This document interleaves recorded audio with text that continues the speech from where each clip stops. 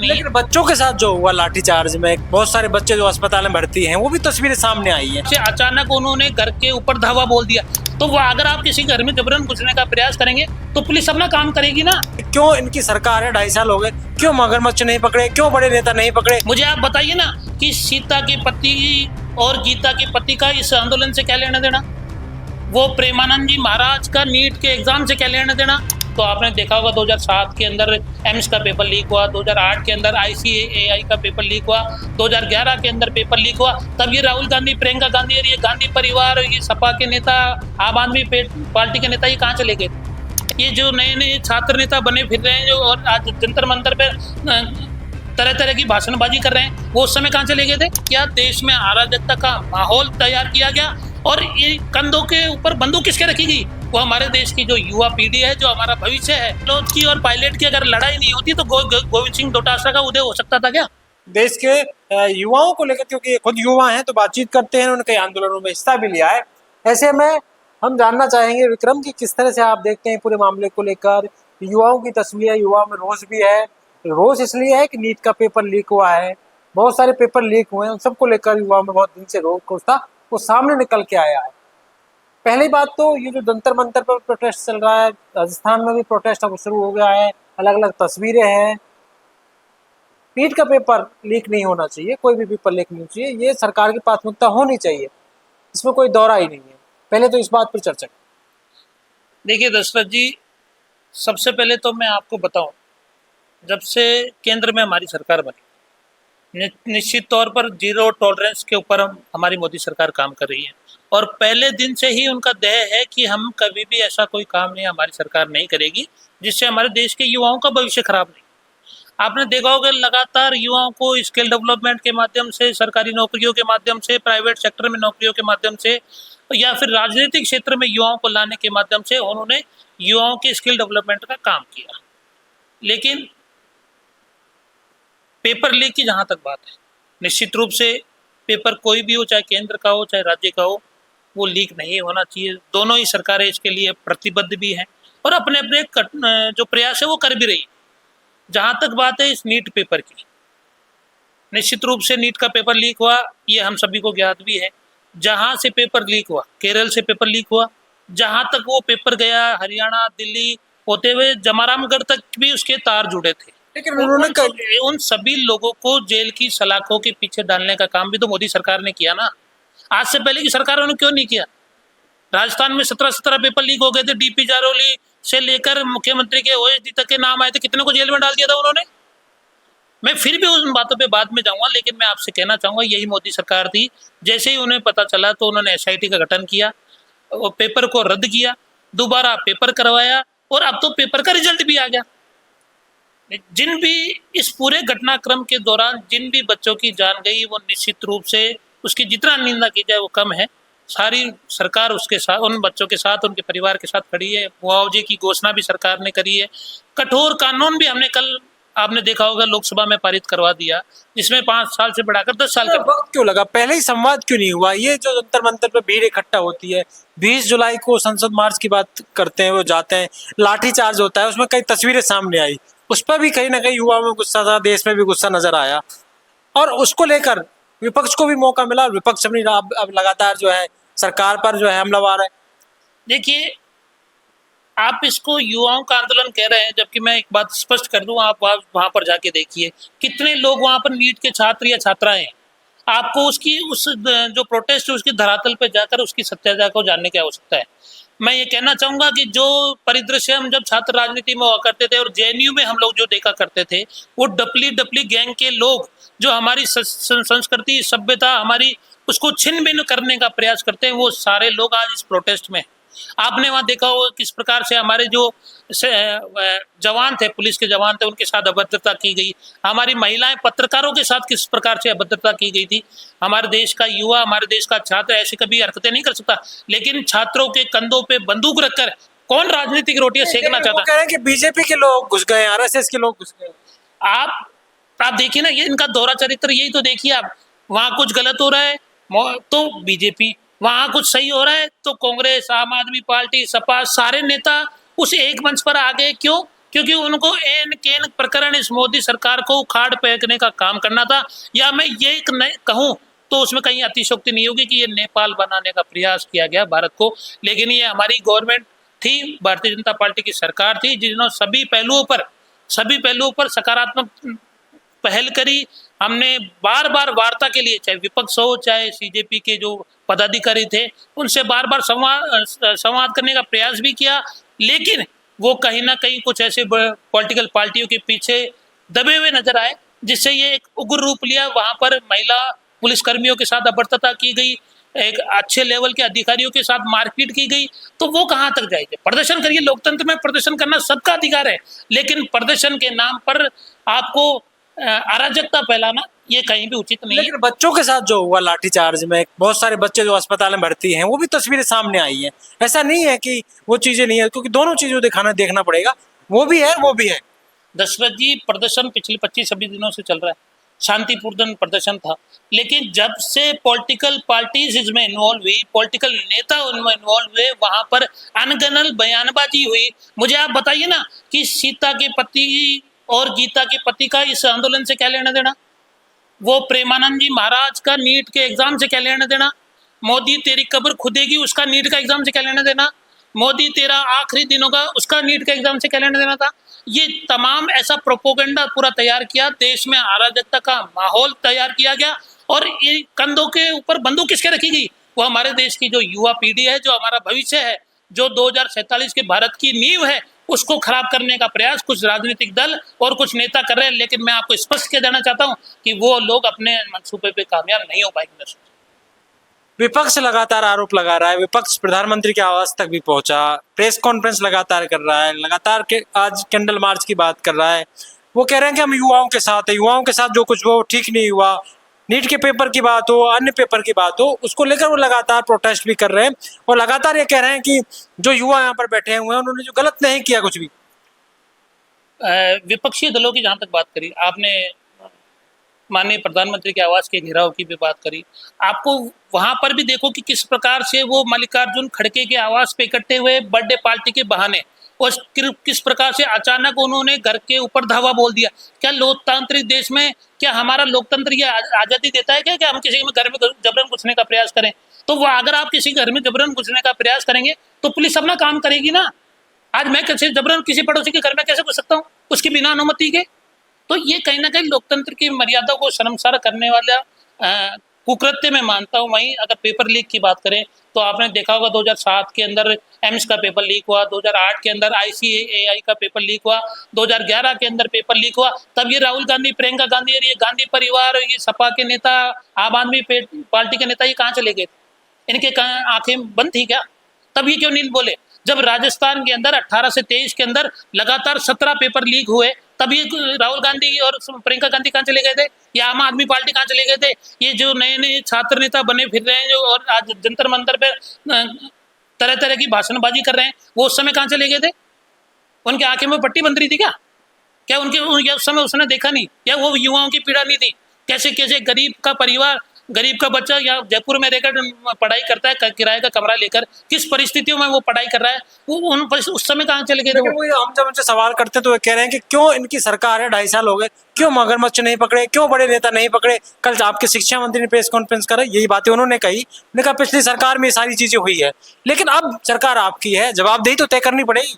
निश्चित रूप से मुझे ये कहते हुए गर्व है कि जब से भजनलाल जी की सरकार राजस्थान में बनी है, तब से वो लगातार पेपर माफिया के ऊपर नकेल कसने का काम भी कर रहे हैं। लगातार आपने रोजाना अखबारों में देखते हैं, न्यूज़ों में देखते हैं किस प्रकार से कभी कौन सी भर्ती का मामला हो, उसके अभ्यर्थी जो चीटिंग करके लगे हैं या फर्जी सर्टिफिकेट लगा के लगे हैं, उन सभी को जेल की सलाखों के पीछे डालने का काम किया है। मुख्यमंत्री के OSD तक को गिरफ्तार करने का काम इसी भारतीय जनता पार्टी ने करा ना। कांग्रेस ने तो DP जारौली से लेकर वो रायका से लेकर RPSC के तमाम सदस्यों को बचाने का प्रयास किया था ना। ये तो भारतीय जनता पार्टी है जिसने कोई भी भर्ती हो और कोई भी व्यक्ति अगर गड़बड़ करके भर्तियों में लगा है, उसको जेल की सलाखों के पीछे ले जाने का काम भारतीय जनता पार्टी जब से आई हो तुरंत प्रयास भी कर रही है और उस पर काम भी कर रहे हैं। और इसमें कोई अतिशयोक्ति नहीं है कि हमारी जब से सरकार बनी हमने हमेशा ये प्रयास भी किया और उसमें सफल भी कहीं ना कहीं 90-95% हुए हैं कि पेपर में पारदर्शिता हो, चीटिंग नहीं हो। लेकिन इस बार भी जैसे ही यहाँ पर राजस्थान में इस नीट के पेपर का लिंक पकड़ में आया तो हमारी सरकार ने एक्शन लिया। तो आरोप लगाया उन्होंने कई तरह के कि यहाँ बस जो एफआईआर दर्ज नहीं हुई वो तो पता लग गया, नहीं तो ये एफआईआर इस मामले को भी दबा दी। ऐसा ऐसा गोविंद सिंह डोटासरा तमाम लोग आरोप लगा ये कांग्रेस की सरकार नहीं है ना, ये भारतीय जनता पार्टी की सरकार है, ये जीरो टॉलरेंस पे काम करने वाली सरकार है, ये विकसित भारत बनाने के संकल्प के साथ काम करने वाली सरकार है दशरथ जी। ये कांग्रेस की सरकार नहीं है जिसमें अपने बेटे बहू रिश्तेदार उनको नौकरियां नहीं लगाई जाती। यहाँ पर गरीब किसान का बेटा जो पढ़ लिख कर मेहनत कर कर नौकरी लगता है, यहाँ पर नेताओं के बच्चे नौकरी नहीं लगते, ना उन्हें राजनीतिक संरक्षण दिया जाता। कांग्रेस सरकार ने किस प्रकार से संरक्षण दिया था आप और मैं भूले नहीं है। विपक्ष में हमने भी प्रदर्शन किए, लेकिन एक गरिमा में तरीके से प्रदर्शन किए, एक गरिमा में रहकर प्रदर्शन किए। आज डोटासरा जी कुछ भी बोले जा रहे हैं, कुछ भी बोल देते हैं। वो माननीय प्रदेश अध्यक्ष जी के लिए 2-3 दिन पहले कहा कि कौन मदन राठौड़, वो तो पर्ची से बने। अरे भैया आप कैसे बने थे? गहलोत की और पायलट की अगर लड़ाई नहीं होती तो गोविंद सिंह डोटासरा का उदय हो सकता था क्या? नहीं हो सकता था ना। आज से पहले आज तो वो मुख्यमंत्री के सपने देख रहे हैं, लेकिन मैं ये कह सकता हूँ कि ये सिर्फ मुंगेरी लाल के हसीन सपने गोविंद सिंह डोटासरा देख रहे हैं, और उन्हें राजनीति में एक मर्यादा का ध्यान रखना चाहिए। हमने भी विपक्ष में थे, हमने भी प्रदर्शन किया, हमने भी सीएम हाउस का घेराव किया, हमने भी अपने सेक्रेटरीट का घेराव किया। आपने देखा होगा आरपीएससी का हम लोगों ने घेराव किया, लाठीचार्ज हम पे भी हुए, हमारे पे भी मुकदमे हुए, लेकिन हमने कभी इतनी निम्न स्तर की भाषा का प्रयोग नहीं किया जिस प्रकार से सीजेपी के लोग कर रहे हैं, या जो युवाओं के कंधों पर कुछ लोग बंदूक रखकर राजनीति करना चाह रहे हैं। ऐसा नहीं करना चाहिए। वो आप भी आरोप लगा रहे हैं, वो एमआर सीट को लेकर लगा रहे हैं। वो आरपीएससी की बात पिछली सरकार में आपने जब प्रदर्शन किया था, पिछली जब कांग्रेस सरकार थी तो कहा था कि आरपीएससी में कहीं ना कहीं बड़े जो मगरमच्छ बैठे हैं, आरपीएससी में आमूलचूल परिवर्तन की बहुत आवश्यकता है। लेकिन इतना अब ये सारी चीजें, अब वो आरोप लगा रहे हैं कि उन्होंने ये चीजें कही थी तो अब क्यों नहीं की? देखिए, चाहे आरपीएससी हो चाहे और कोई संस्था हो, इसमें भ्रष्टाचार की बू इतने नीचे तक फैल गई थी दशरथ जी, आप और मैं उसकी कल्पना भी नहीं कर सकते। हाँ, निश्चित रूप से समय लगा है, लेकिन मैं आपको विश्वास दिलाता हूँ ये डबल इंजन की सरकार है, ये ही आमूलचूल परिवर्तन करेगी। चाहे केंद्र में हमने देखा हो कि मुआवजा भी उनको दिया है, तो सख्त कानून भी बनाया है, और लगभग 54 से ज्यादा अधिकारियों को कल जो टेंडर बेस पे वहां लगे थे उनको बर्खास्त करने का काम भी इस मोदी सरकार ने किया ना। आज से पहले आज से पहले कभी हुआ था क्या? ये आमूलचूल परिवर्तन मोदी सरकार की, ये डबल इंजन की सरकार, चाहे भजनलाल जी हो चाहे मोदी जी हो, ये हम लोग ही कर पाएंगे। आरपीएससी में भी लगातार बदलाव आपने देखा है, और लगातार बदलाव हो भी रहा है। स्वच्छ लोग, जो मेहनती लोग हैं, जो मेरे देश के युवाओं को आगे लाने का प्रयास करेंगे, ऐसे लोगों की नियुक्तियां भी आरपीएससी में होगी। और पढ़ लिख कर मेरे गरीब किसान का बेटा भी अब सरकारी नौकरियों में अपनी भागीदारी बढ़ाएगा, इसमें कोई दो राय नहीं है। आपने देखा होगा अभी अप्रैल में हमने 1 लाख नौकरियों का कैलेंडर भी जारी किया, 1,45,000 के आसपास नौकरियां हम दे चुके हैं। तो ये बड़े विजन वाली सरकार केवल मोदी सरकार ही हो सकती है, ये भजनलाल जी की सरकार, ये भाजपा सरकार ही हो सकती है। कांग्रेस तो हमेशा से भ्रष्टाचार में डूबी हुई सरकार थी, आपसी लड़ाइयों में डूबी सरकार थी। 5 साल हम लोगों ने भूले नहीं है किस प्रकार से कोरोना के काल के अंदर हम राजस्थान की 8 करोड़ जनता को खुले में छोड़कर वो होटलों में कैद हो गई थी। दशरथ जी, आप और मैं वो भूले नहीं है। तो अब ये सारे लोग जितने भी प्रोटेस्टर हैं जो बैठे हुए हैं, एक आक्रोश तो नजर आता है युवाओं में, क्योंकि जब पेपर लीक की बात होती है, क्योंकि सबसे बड़ी चीज मेहनत करता है युवा, उसके बाद ऐसी चीजें हो जाएं तो, क्योंकि हमारे आपके परिवार के बच्चे भी हैं और के भी बच्चे हैं, उनमें बड़ा दुख होता है, क्योंकि कहाँ तक पढ़ाई करें, किस तरह की पढ़ाई करें, और इतना खर्च करने के बाद एक गरीब का बच्चा अगर, क्योंकि एक चीज और है मेरा दिमाग में, जो मेरा एक सवाल है कोचिंग माफियाओं के ऊपर, क्या इस पर, इसको लेकर आपका क्या स्टैंड रहेगा आने वाले वक्त में? क्या कोई इस पर आप बात करोगे? क्योंकि वहां पर भी बड़ा जो है ये बहुत सारा तंत्र है जो इससे जुड़ा हुआ है। देखिए, मैंने पहले भी कहा दशरथ जी, पेपर लीक कोई भी हो वो नहीं होना चाहिए। निश्चित रूप से युवा रात दिन मेहनत करके उस दिन का इंतजार करता है, और जब उसको ये पता चलता है कि उसका पेपर लीक हो सकता है तो वो बच्चे के साथ साथ उसका परिवार भी उसमें परेशान होता है। इसमें कोई दो राय नहीं है। हमारी सरकार इस पर निश्चित रूप से पूरे हम लोग कठोरता से कानून भी लाए हैं, हम लोग प्रयास भी कर रहे हैं और आगे भी करेंगे। हमारे देश के युवाओं का भविष्य बर्बाद नहीं हो, उनका समय बर्बाद नहीं हो, इसके लिए हम प्रतिबद्ध है। मैं फिर कह रहा हूँ, लेकिन कुछ लोग जो इस मुद्दे को लेकर राजनीति कर रहे हैं, उन्हें जरा सोचने की आवश्यकता है, उनके खुद को गिरबान में झांकने की आवश्यकता है कि जब उनकी सरकारें थी तब पेपर लीक हुआ था, तब उन्होंने कितने लोगों को कानून बना दिए, कितना सब कुछ क्या किया उन्होंने कुछ नहीं किया कि देश को भ्रष्टाचार के अंदर डुबोने के अलावा, उसके अलावा उन्होंने कुछ नहीं किया। रही नकेल माफियाओं की या कोचिंग माफियाओं की आपने बात करी, निश्चित रूप से एक ये बड़ा जाल जो है इसके ऊपर भी काम करने की आवश्यकता है और माननीय भजनलाल जी इसके ऊपर काम करेंगे, मुझे ऐसी आशा है। और मुझे ही नहीं, राजस्थान के उस तमाम युवाओं का आशा है जो लोग कोचिंगों के माध्यम से पेपर लीक तक जुड़े हुए, ऐसे लोगों को भी जेल की सलाखों के पीछे डाले जाएगा। हनुमान बेनीवाल सांसद हैं, वो लगातार आप पर आरोप लगाते हैं और लगा रहे हैं कि किस तरह से उन्होंने ये सारी चीजें, चाहे वो भजनलाल सरकार हो या वो केंद्र की सरकार। देखिए, माननीय हनुमान बेनीवाल जी एक पार्टी के राष्ट्रीय संयोजक हैं, उनकी खुद की पार्टी है, उनके खुद के विचार है, वो मेंबर ऑफ पार्लियामेंट भी है और वो एनडी गठबंधन के साथ चुनाव जीते थे। तो उनका खुद का अपना एक सोचने का तरीका हो सकता है, बोलने का तरीका हो सकता है, वो उनकी पार्टी का और उनका व्यक्तिगत मामला हो सकता है, वो किसके लिए क्या कह रहे हैं। लेकिन मैं ये कह सकता हूँ, ये राजस्थान की जनता भी जानती है दशरथ जी, कि 2.5 साल में भारतीय जनता पार्टी की सरकार ने राजस्थान में क्या काम किए हैं और 12 साल के अंदर केंद्र में मोदी सरकार ने काम क्या किया है।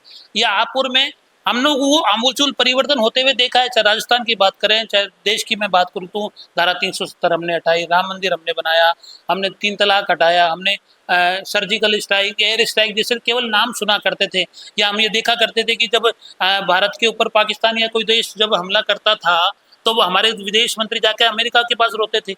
आज हम लोग आर्थिक रूप से, सामाजिक रूप से और चारों तरफ से हम लोग सक्षम हुए हैं। विकसित भारत का जो संकल्प मोदी जी ने लिया है वो निश्चित रूप से पूरा भी होगा। अब आखिरी सवाल है, क्योंकि एक ही सवाल जो अभी गूंज रहा है सब जगह यही है कि धर्मेंद्र प्रधान का इस्तीफा होगा या नहीं होगा, उस पर आपका क्या स्टैंड रहेगा।